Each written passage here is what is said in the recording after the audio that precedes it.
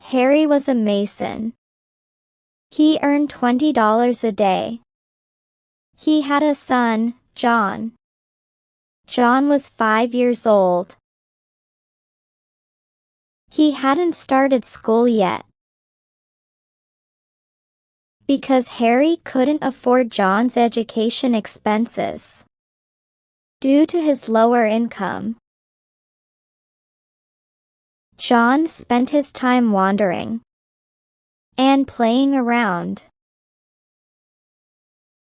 One day, John's mom, Lily, said to her husband, "John is now 5 years old. Shouldn't we enroll him in school?" Harry replied, "You are right, Lily.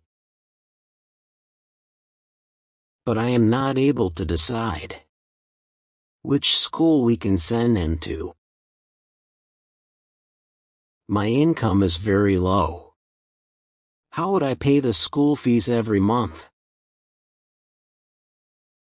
"But anyhow, we have to enroll him in a school," said Lily. They went to a private school and filled out an application form for their son's admission.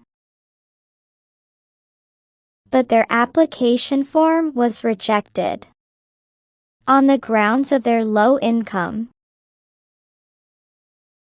In order to maximize her family income, Lily also started working in a toy shop.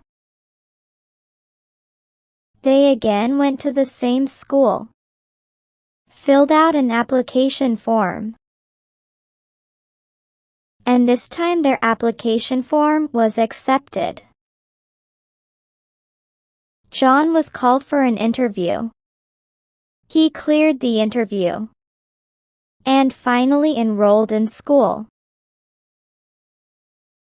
John went to school. He did well in every subject. But he had a few friends in the class. In fact, all the other students, except John, belonged to well-off families. Gradually, all the students started to know him at the school, because he was good not only at studies, but also at all other activities. All the teachers applauded him for his excellent performance. Every student was happy with John's outstanding performance. But Albert, Louis, and Henry were jealous of his excellent performance. So, they decided to vilify him. One day, as lunch hour began, everyone went outside for lunch. Michael saw Albert, Louis, and Henry giggling mischievously near Jonathan's bag. He watched in surprise as they slyly took Jonathan's English book out and then sneakily slipped it into John's bag. As the class began after lunch, Michael suddenly felt a sharp pain in his stomach and realized he had an urgent need to use the restroom. He quickly raised his hand and asked the teacher for permission to go to the washroom due to his upset stomach. The teacher nodded understandingly and granted him permission to go. Michael wasted no time and quickly went to the washroom. The teacher told everyone to take out their English book. When Jonathan did not find his book in his bag, he complained to the teacher about it. The teacher asked the class monitor to look for the book in everyone's bag. Finally, the book was found in John's bag. John was taken aback by seeing the book in his bag. He could not understand how it got there. John felt ashamed.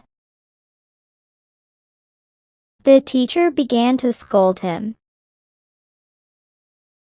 John, finding Jonathan's book in your bag was unexpected. You are a good student, and this behavior is not like you. It's not right to take something that doesn't belong to you.